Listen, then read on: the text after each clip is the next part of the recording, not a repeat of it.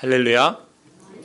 추수감사주의를 맞이해서 여러분과 또 가정 위에 하나님께서 맺어주시는 풍성한 결실이 있기를 축복합니다. 올해 우리 교회는 창립 45주년을 맞이했습니다. 그렇죠? 맞습니까? 예.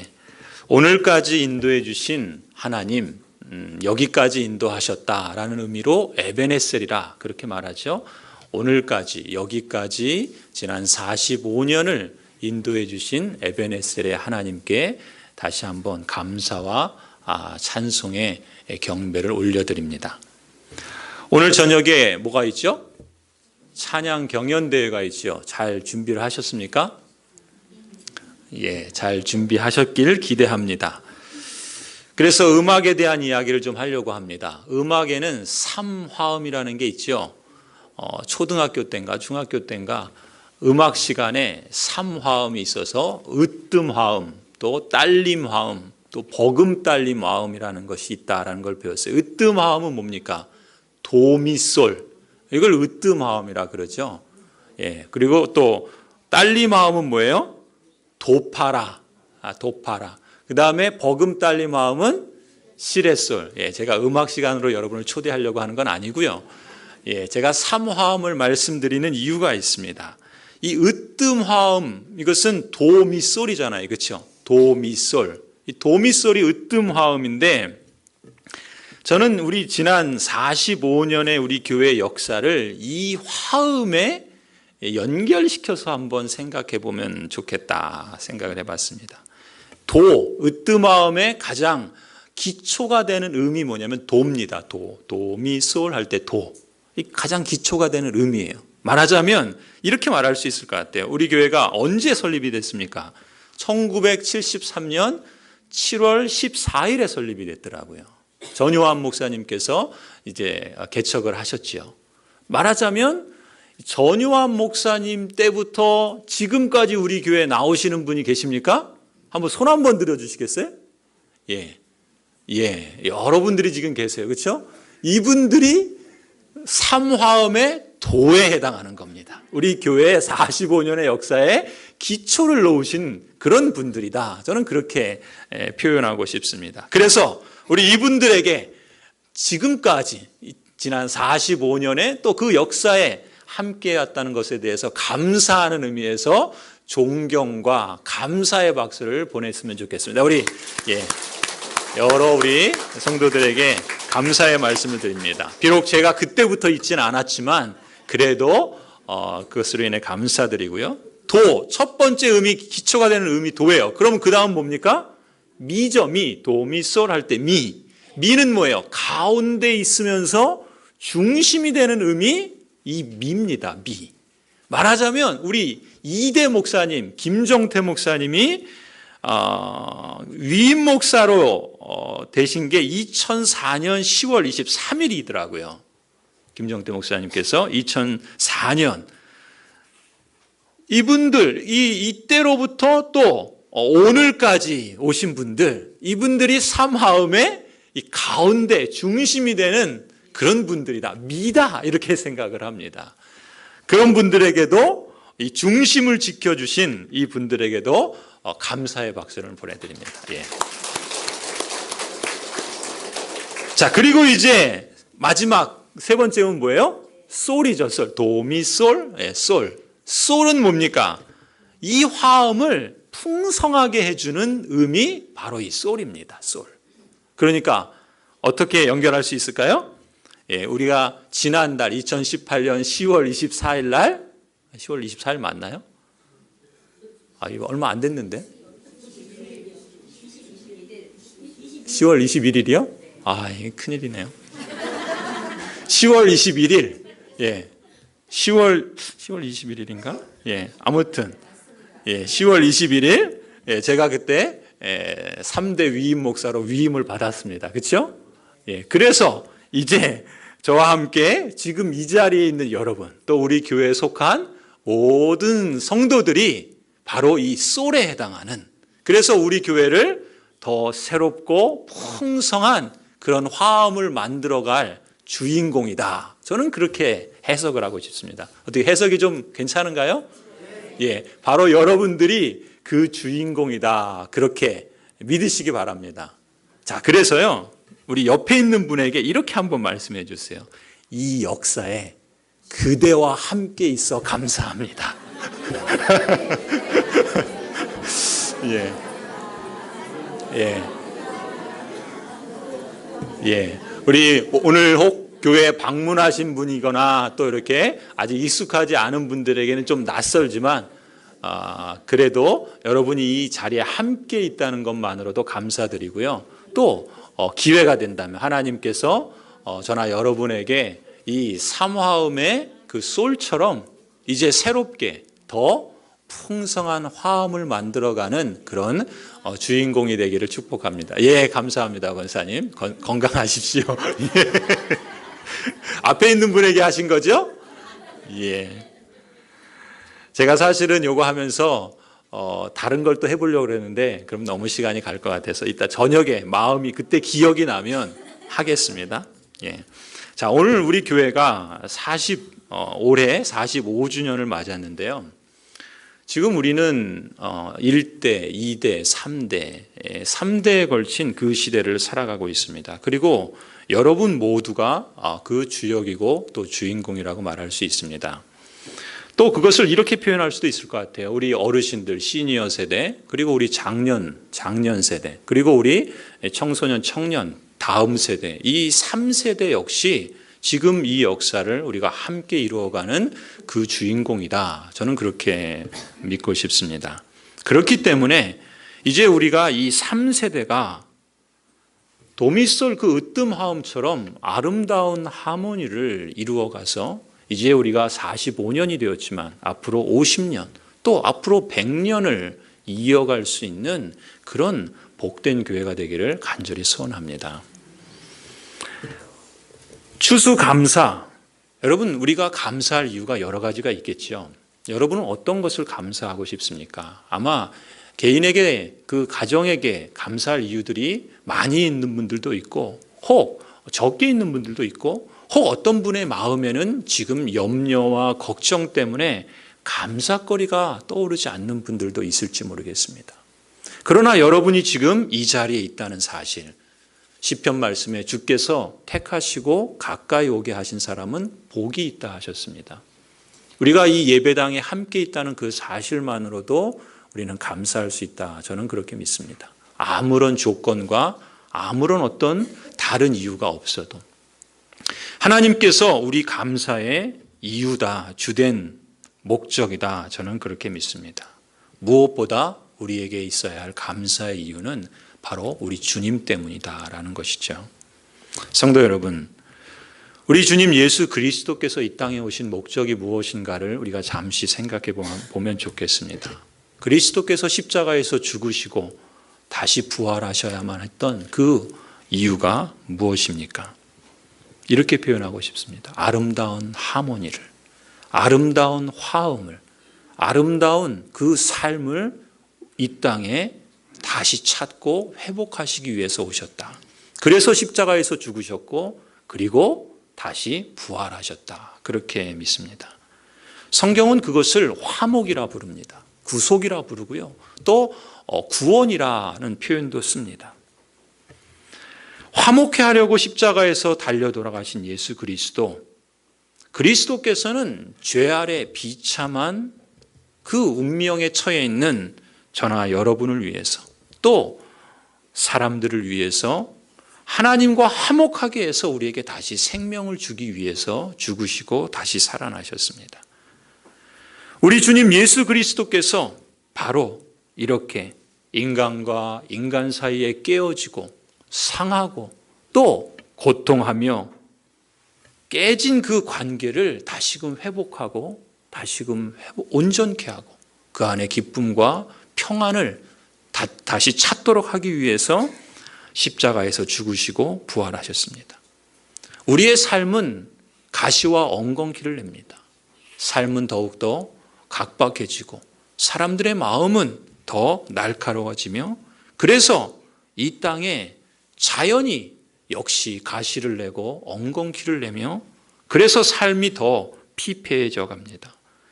그런 자연과 이 만물을 다시금 회복하고 그래서 풍요롭고 복된 그러한 나라를 이루시기 위해서 예수 그리스도께서 죽으시고 부활하셨습니다.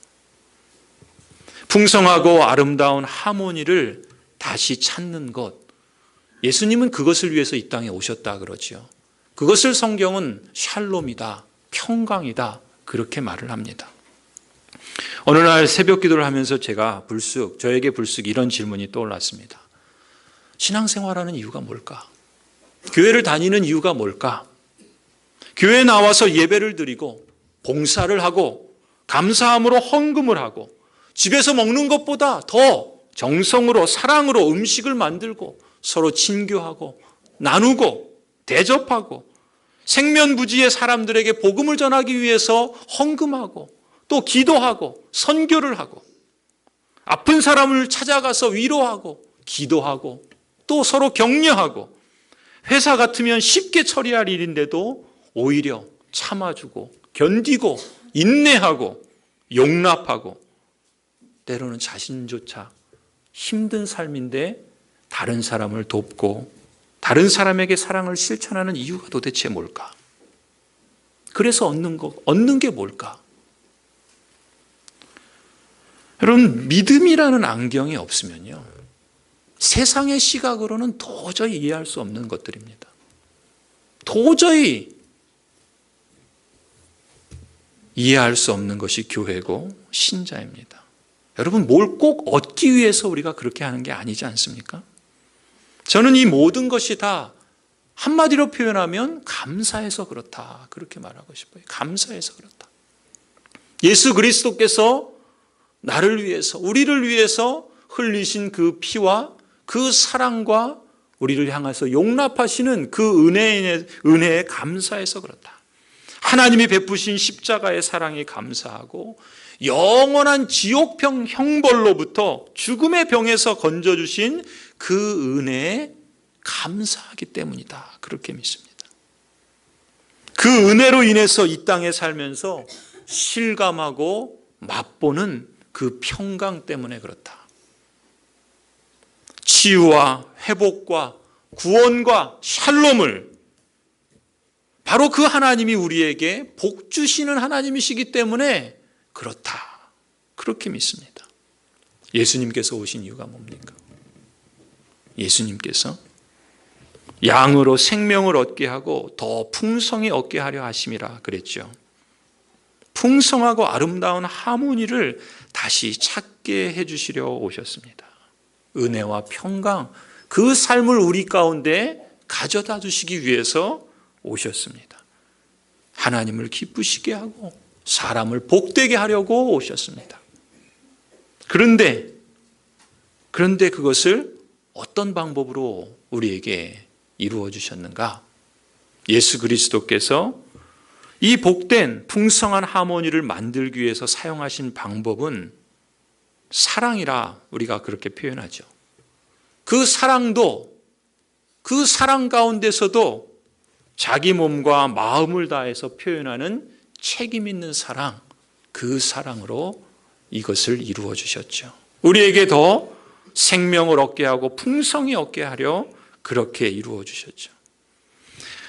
오늘 빌립보서를 보시면요, 사도 바울은 이 예수님의 사랑을 감격하여 말합니다.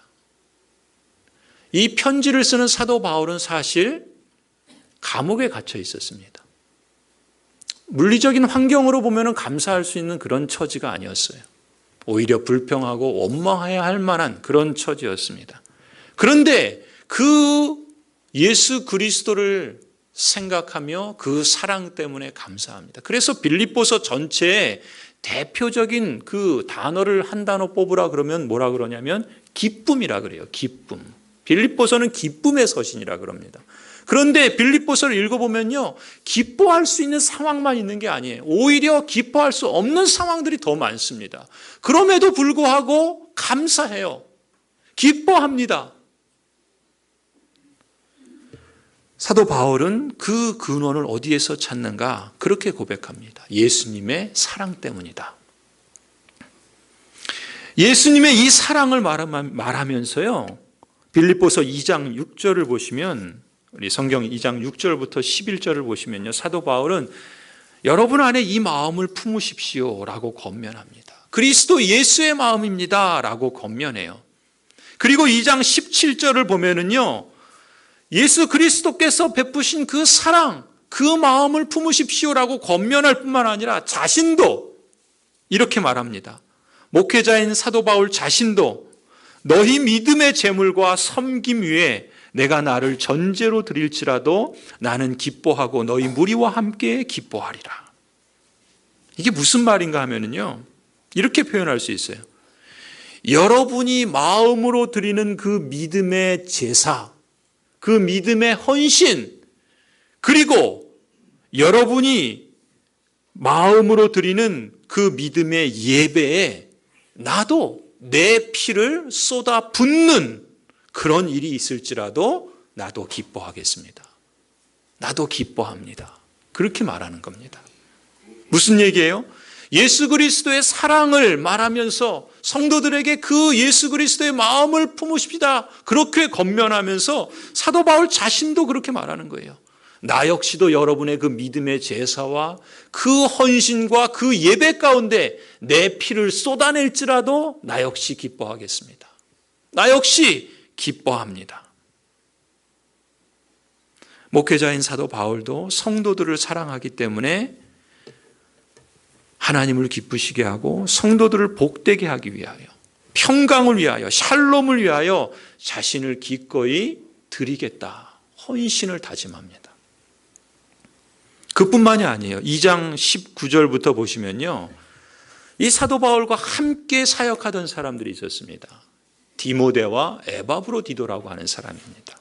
19절에 보면은, 또 25절에 보면은 이 바울을 도와서 함께 동역하던 이 디모데, 에바브로디도, 이 함께 사역하는 교역자들인 이 디모데와 에바브로디도 역시 자신들의 몸과 마음을 다해서 헌신하고 있다는 것을 강조합니다.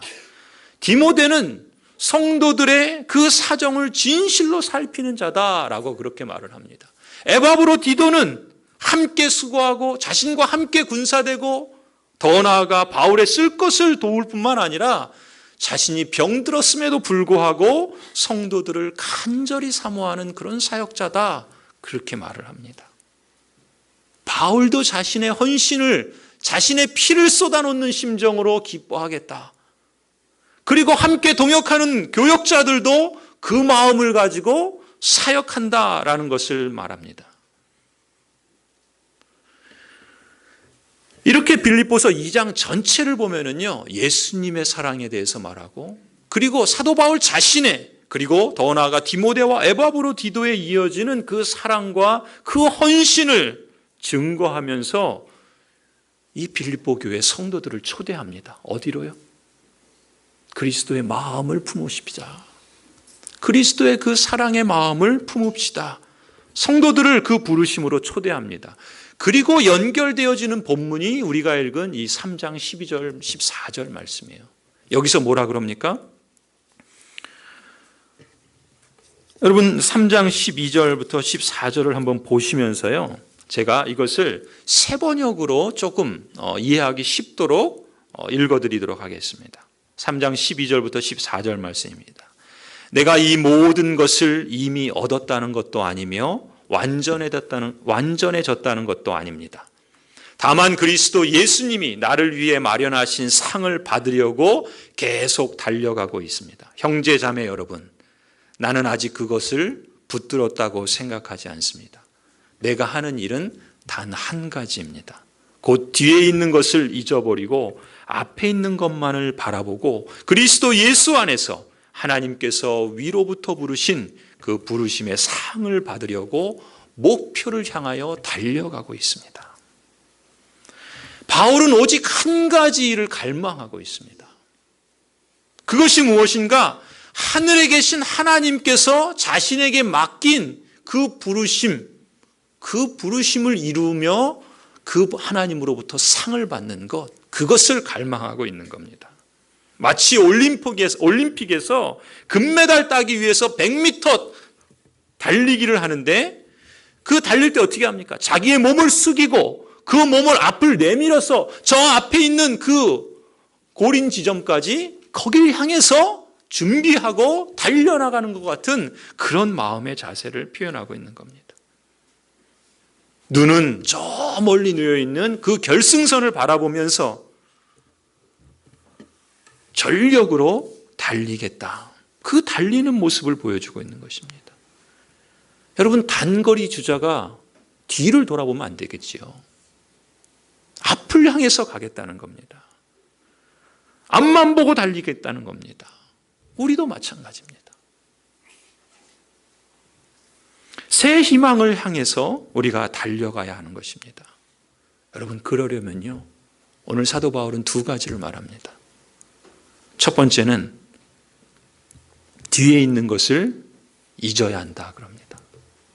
그리고 두 번째는 앞에 있는 것을 바라보고 붙잡아야 한다, 그렇게 말합니다. 뒤에 있는 것들이 뭘까요? 오늘 본문에 보면 사도 바울에게 뒤에 있는 것은 두 가지예요. 역시 하나는 자만이고요, 하나는 죄책감입니다. 사도 바울은 예수 그리스도를 만나기 전에, 예수 그리스도를 자신의 믿음이라는 안경으로 바라보기 전에 그는 소위 말하는 잘 나가는 사람이었습니다. 인류대학 나오고 또 경건하고 또 실력 있는 그런 열심 있는 사람이었습니다. 그런데 그 사도 바울이 그 자신의 스펙으로 뭘 했습니까? 예수님을 믿는 사람들을 죽이는 데 앞장섰어요.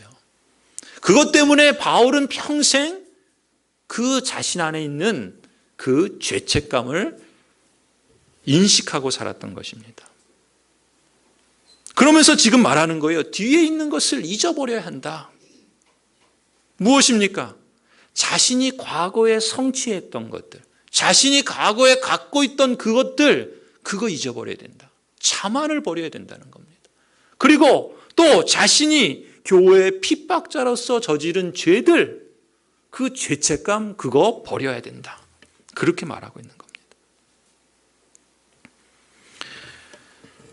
전에는 이랬는데 자신이 과거에 성취한 것에 연연하면 거기에 발목 잡힙니다. 또 반대로 내가 그때 이러지 말았어야 했는데 자신이 과거에 후회하는 거, 실패한 거, 원망 이런 것들에 사로잡혀 있으면 발목 잡힙니다. 그거 다 버리라는 겁니다. 뒤에 있는 것은 잊어버려야 된다는 거예요. 다만 어떻게 된다고요? 오직 한 가지 일, 앞에 있는 표대를 향해서, 저 결승선을 향해서, 하나님께서 위에서 부르신 그 부름의 상을 향해서, 앞을 향해서 달려가야 된다는 겁니다. 그걸 바라보고 붙잡아야 된다는 겁니다. 주님께서 인정해 주실 그 영광의 상을 바라보고 앞으로 나아가야 한다는 것입니다.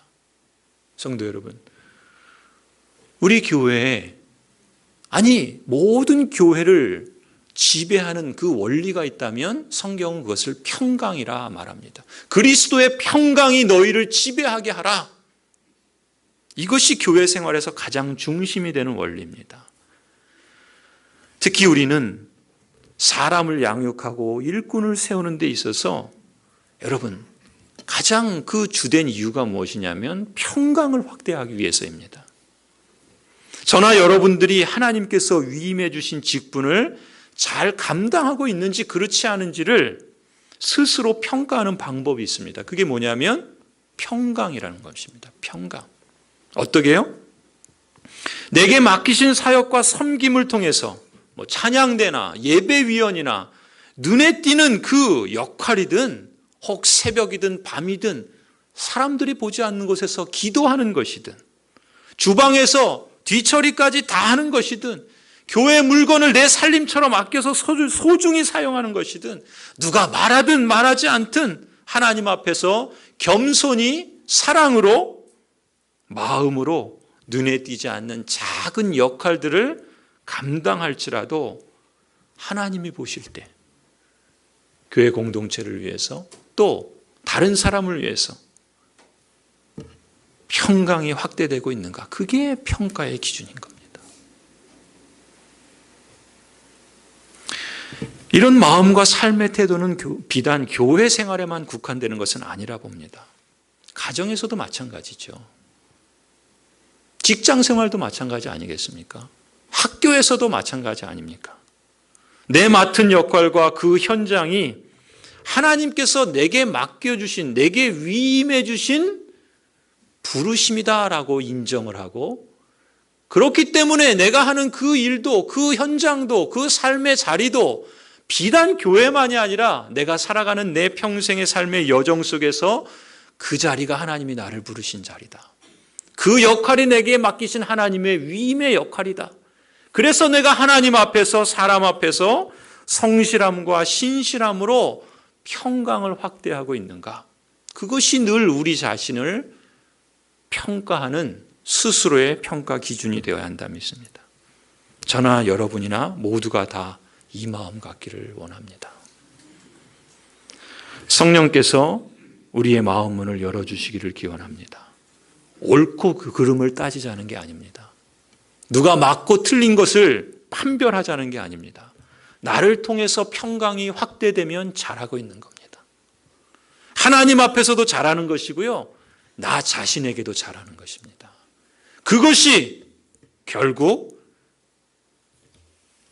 열매가 맺혀지기 때문에 그렇습니다. 왜요? 하나님께서 신실하시기 때문에 그렇습니다. 하나님께서 신실하시기 때문에 열매 맺게 해주십니다.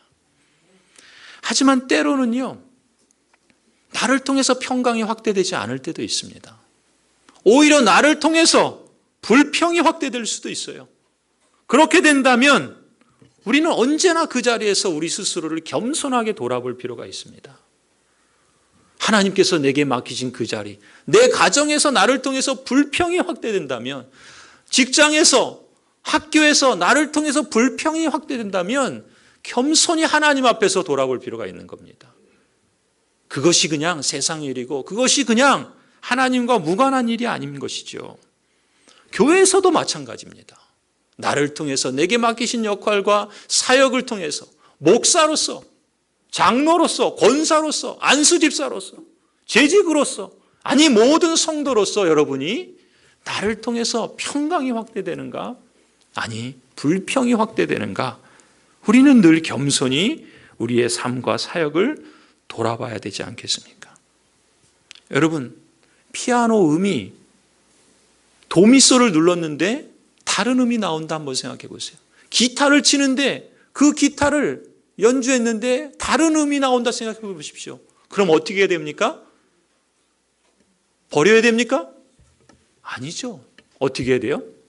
그렇죠. 조율해야죠. 조율을 하면 되는 겁니다. 우리가 그런 거예요.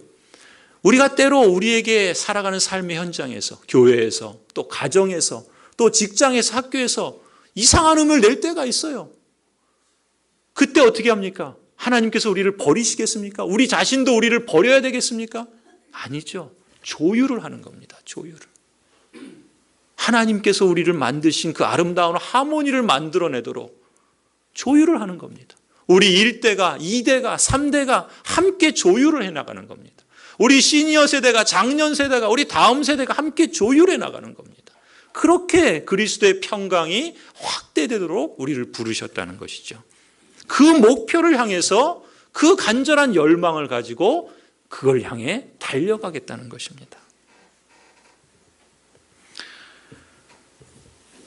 제가 담임 목사로서 위임받은 지 이제 1개월 난지 되었습니다. 제가 21일인지 22일인지 4일인지도 기억하지 못하는 그런 죄송합니다. 삑사리를 내는 그런 상태입니다. 조율해야 돼요. 저도 조율해야 됩니다. 그런데 여러분, 불과 얼마 안 되었지만